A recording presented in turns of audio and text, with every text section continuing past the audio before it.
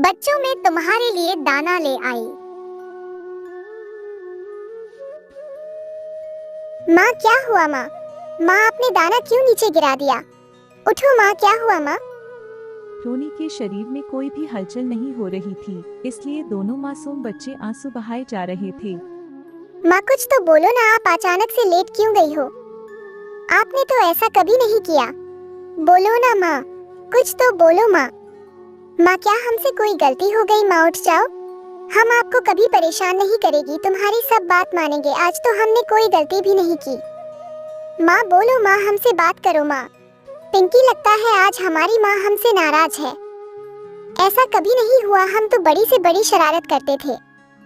माँ हमारी शरारत से परेशान होकर रोती थी, लेकिन हम पर कभी गुस्सा नहीं करती थी और न ही बातचीत करना बंद करती थी। ऐसा कभी नहीं हुआ।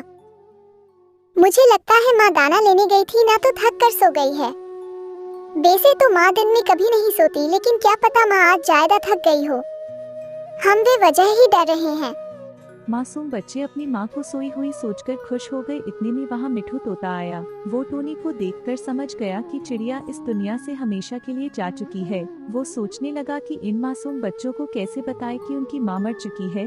बच्चों, तुम्हारी माँ की तबीयत खराब है और तुम यहाँ रहोगे तो इन्हें तुम्हारे शोर से परेशानी होगी। तुम चलो, मेरे साथ चलो। जब तुम्हारी माँ ठीक हो जाएगी, वो तुम्हें लेने आ जाएगी। मिठू अंकल, अगर मेरी माँ की तबीयत खराब है तो इन्हें ठीक कर दो ना। हमें अपनी माँ से बात करनी है। हाँ मिठू अंकल, मैंने सुना है अगर ज्यादा बीमारी होने से मौत भी हो जाती है, इसलिए आप हमारी माँ को जल्दी ठीक कर दो। हम अपनी माँ के बिना नहीं रह सकते।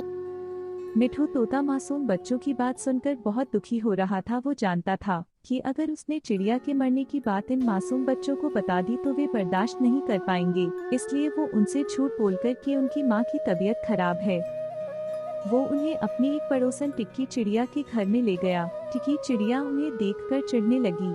अरे तोता भाई, तुम इन दो बच्चों को मेरे गले क्यों बांध रहे हो? मेरे तो पहले से ही दो बच्चे हैं और ये दोनों मेरे बच्चों को बहुत परेशान करेंगे, इसलिए मैं इन्हें अपने गले नहीं बांध सकती। नहीं आंटी जी, हम आपके बच्चे को परेशान नहीं करेंगे। जब हमारी माँ ठीक हो जाएगी, हम अपनी माँ के साथ वापस चले जाएंगे। कहाँ से आएगी तुम्हारी माँ? वो भूतनी बनकर आएगी क्या? ऐसा मत बोलो आंटी, मेरी माँ कभी भूत नहीं बनती। वो हमसे बहुत प्यार करती है। वो तो बहुत अच्छी है। हाँ हाँ, मुझे पता है वो कितनी अच्छी है और वो तुम दोनों को कभी लेने नहीं आएगी। मिट्ठू भाई, अगर इन दोनों ने मुझे जरा भी परेशान किया तो मैं इन दोनों को भगा दूंगी। इतना सुनकर मिट्ठू तोता वहाँ से चला जाता है। दोनों मासूम बच्चों को अंदाजा भी नहीं था कि उनके साथ अब क्या क्या होने वाला है। वो बस उम्मीद लगाए बैठे थे कि उनकी माँ उन्हें जल्दी ही लेने आएगी और सब कुछ ठीक हो जाएगा। कुछ देर बाद उन्हें भूख लगने लगी। वो खाने के लिए टिक्की से कह नहीं पा रहे थे, लेकिन जब ज्यादा भूख लगने लगी तो मोनी ने टिक्की चिड़िया से खाना मांग लिया। आंटी, हमें भूख लगी है, हमें खाने को कुछ दो ना। खाने के लिए कहाँ से दूं? यहाँ तुम्हारी माँ खाना रख कर गई थी क्या जो मैं तुम्हें खाने के लिए दूं? आंटी, आपके पास वहाँ दाने रखे तो है, आप थोड़ी दाने हमें भी दे दो ना। वो दाने मेरे बच्चों के लिए है। ये तोता भी ना जाने तुम दोनों मनुष्य को मेरे गले बांध गया। तुम दोनों मरो या जियो, मैं तुम दोनों को एक भी दाना नहीं देने वाली। और हाँ, एक बात और, तुम दोनों की माँ मर चुकी है, इसलिए वो तुम्हें कभी लेने नहीं आएगी। तो अच्छा ही है कि तुम दोनों भी भूखे मर जाओ, कम से कम मेरी जान तो छूटेगी। इतना सुनकर बेचारी मोनी रोने लगी। फिर पिंकी ने उसे समझाया। एक तो माँ के मरने का दुख, दूसरा भूख से उनका बुरा हाल था। तभी चिड़िया के कुछ बचे हुए नीचे गिरे हुए दाने उन्होंने खाए। अब भी दोनों अपनी माँ के गम में डूबे थे। उनकी मुसीबत तो तब और भी बढ़ गई जब टिकी चिड़िया उन्हें वहाँ से जाने के लिए कहने लगी। मनुष्य चिड़ियों, तुम दोनों का मैंने ठेका नहीं लिया हुआ है। यहाँ से बाहर निकलो और अपना इंतजाम खुद करो। मेरे और भी दो बच्चे हैं, मैं उन दोनों को संभालूं, यही काफी है। आंटी जी, हमारा आखिरी सहारा आप ही हो। अगर आप ही हमें घर से निकाल दोगी, हम इस मौसम में कहाँ रहेंगे? हम पर दया करो आंटी जी, हमें घर से मत निकालो। सीधे सीधे यहाँ से जाते हो या तुम्हें धक्के मारकर यहाँ से बाहर निकालूं? ठीक है आंटी जी, अब भगवान हमें जहाँ ले जाएगा हम वहाँ चले जाएंगे। वैसे भी अब भगवान भी हम पर तरस नहीं खा रहे। पिंकी और मोनी ऐसे ही बिना घर के रहने लगी। ठंड का मौसम आ गया था। बेचारी दोनों किसी तरह ठंड में ठिठुरते हुए पत्तों की आड़ में बैठ जाती थी। दिन ऐसे ही बीतते गए। वो अब उड़ना सीख गई थी और शिकारी पक्षियों के हमलों से निपटना भी सीख गई थी। जब टिकी चिड़िया अपने बच्चों के लिए दाना लेने जाती थी, तब मोनी और पिंकी उसके घोंसले के पास ही रहती थी और टिक्की के बच्चों की देखभाल किया करती थी। एक दिन एक सांप पेड़ पर चढ़ने लगा। टिकी चिड़िया के बच्चे अभी छोटे थे, इसलिए सांप से उन्हें बहुत खतरा था। पिंकी और मोनी ने सांप को देख लिया। पिंकी बहन, हमें इस सांप से आंटी के बच्चों को बचाना होगा, लेकिन ये सांप बहुत खतरनाक लग रहा है। हम इस सांप से कैसे निपटेंगे? तभी पिंकी चिड़िया के पास जैसे ही सांप आया, पिंकी उसे अपनी चोंच से मारने लगी, लेकिन सांप उस पर भारी पड़ गया। उसने पिंकी को बहुत घायल कर दिया, इसलिए पिंकी चिड़िया में उससे लड़ने की हिम्मत नहीं बची थी। हे भगवान, अगर मैंने कुछ नहीं किया तो ये सांप पिंकी को जिंदा नहीं छोड़ेगा। अब मुझे ही कुछ करना होगा। तभी मोनी चिड़िया भी सांप से लड़ने लगी और वो भी सांप का मुकाबला नहीं कर पा रही थी और घायल हो गई थी। तभी उसने सांप की आंख पर वार किया और सांप की आंख फूट गई। वो अंधा होकर नीचे गिर गया। तभी वहाँ पर टिकी चिड़िया आई। तुम दोनों के ऊपर खून लगा हुआ है। तुमने मेरे बच्चों के साथ क्या किया है? मैं तुम दोनों को नहीं छोड़ूंगी। तभी टिकी चिड़िया दोनों को पीटने वाली थी कि तभी टिकी चिड़िया के बच्चे बाहर आए। माँ, इन दोनों को मत मारो। इन दोनों ने ही तो आज हमारी जान बचाई है। आज हम जिंदा हैं तो इसका कारण यही है। माँ, जो वो नीचे सांप पड़ा हुआ है, वो इन दोनों ने अपनी जान की परवाह किए हुए मारा है। वो सांप हमें खाने आया था। इन दोनों ने बड़ी बहनों की तरह हमारी रक्षा की है। इतना सुनकर टिकी चिड़िया को अपनी गलती का एहसास हुआ। मुझे माफ कर दो मेरी बच्चियों, मैंने तुम दोनों के साथ बहुत गलत किया। आज से तुम दोनों भी मेरी बच्चियां हो और मैं तुम्हारी माँ हूँ। आज से तुम दोनों भी मेरे साथ रहोगी। फिर टिकी चिड़िया और चारों बच्चे खुशी खुशी साथ में रहने लगे। जंगल में रक्षाबंधन का त्योहार आ गया था। सभी पक्षी अपनी अपनी तैयारी में लगे थे। हर साल की तरह इस साल भी टोनी चिड़िया उदास थी, क्योंकि उसका कोई भाई नहीं था जिसे वो राखी बांध सके। टोनी चिड़िया के पास बबली कौवी आती है। क्यों टोनी, तुम उदास क्यों हो? अरे बबली बहन, मैं उदास नहीं हूँ। बस यही सोच रही थी कि अगर मेरा भी कोई भाई होता तो मैं भी अपने भाई को अच्छी सी राखी बांधती।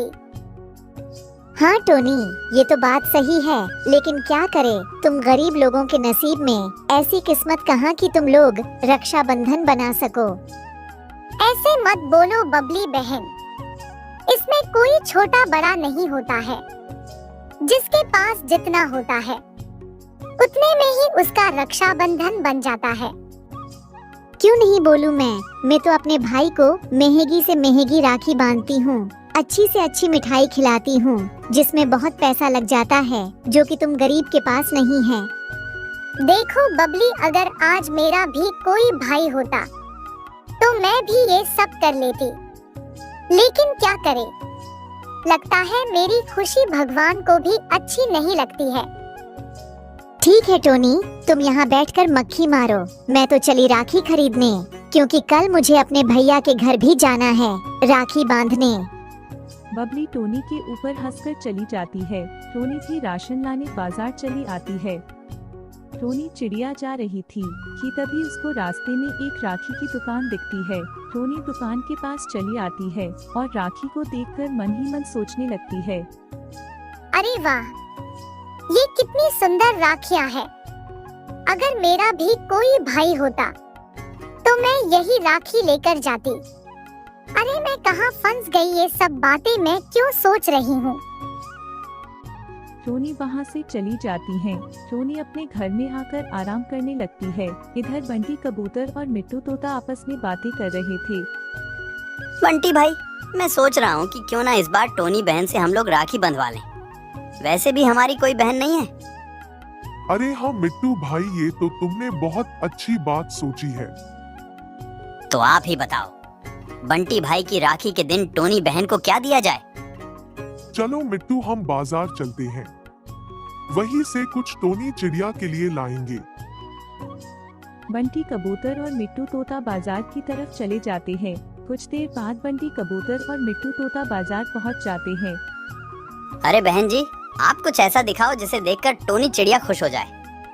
हमारे पास तो ऐसी कोई चीज नहीं है, लेकिन आप एक काम कीजिए, आप कंगन ले लीजिए, क्योंकि टोनी के पास कंगन नहीं है और वह नए कंगन देखकर खुश हो जाएगी। ठीक है, कोई अच्छा सा सोने का कंगन दिखा दो। मेरे पास सोने का तो कंगन नहीं है, लेकिन ये देखिए, ये चांदी का कंगन है, लेकिन चमक एकदम सोने जैसी है। बंटी कबूतर और मिट्टू तोता कंगन लेकर चले आते हैं। रास्ते में जाते समय दो सुंदर सी राखी भी खरीद लेते हैं और घर चले आते हैं। अगले दिन बबली कौवी भी अपने भाई के यहाँ राखी बांधने चली जाती है। कुछ देर बाद बबली कौवी कालू कौवा के घर पहुँच जाती है। क्या हाल है कालू भैया, कैसे हो? मैं तो ठीक हूँ बबली, तुम अपना बताओ, तुम कैसी हो? मैं भी ठीक हूँ। अच्छा बबली, तुम आराम करो, मैं बाहर जाकर तुम्हारे लिए कुछ उपहार लाता हूँ। ठीक है कालू भैया।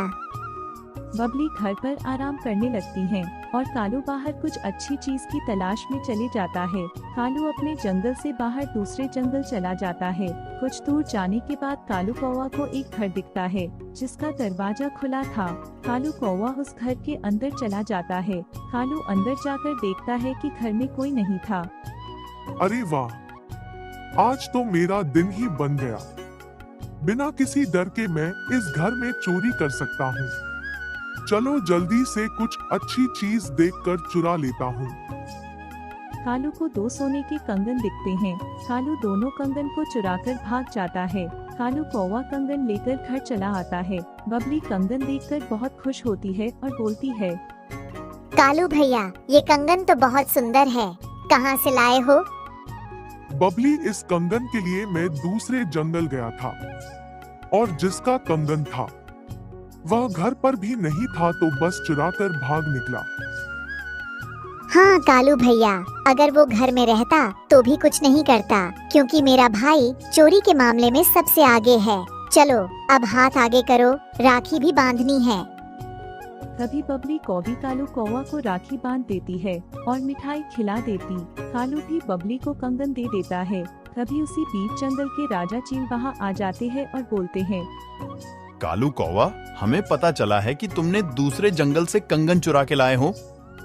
नहीं राजा साहब, मेरा भाई तो आज दिन भर मेरे साथ था। जरूर आपको कोई गलत फहमी हुई है, मेरा भाई ऐसा काम नहीं कर सकता है। नहीं बबली, इस नालायक के अलावा कोई और यह काम नहीं कर सकता। तभी चील की नजर कंगन पर पड़ती है। राजा कंगन ले लेता है। कंगन लेने के बाद बबली कौवी और कालू कौवा को भी बंदी बना लेता है। इधर बंटी कबूतर और मिट्टू तोता टोनी के घर आते हैं। अरे बंटी भैया, आप लोग यहाँ कैसे आना हुआ? कोई जरूरी बात है क्या? नहीं टोनी, कोई विशेष नहीं है। आज रक्षाबंधन है तो हम दोनों ने सोचे कि क्यों ना हम लोग भी टोनी से राखी बंधवा लें। ये तो अच्छी बात है भैया, मैं भी यही सोच रही थी कि मैं भी किसी को राखी बांधूं। और आज से तुम ये मत सोचना कि तुम्हारा कोई भाई नहीं है। आज से हम तुम्हारे भाई हैं। टोनी चिड़िया बंटी कबूतर और मिट्टू तोते को राखी बांध देती है और सब मिठाई खाते हैं। बंटी कबूतर और मिट्टू तोता टोनी चिड़िया को चांदी वाला कंगन दे देते हैं। टोनी कंगन देखकर बहुत खुश होती है और इस तरह से सब लोग खुशी खुशी रहने लगते हैं।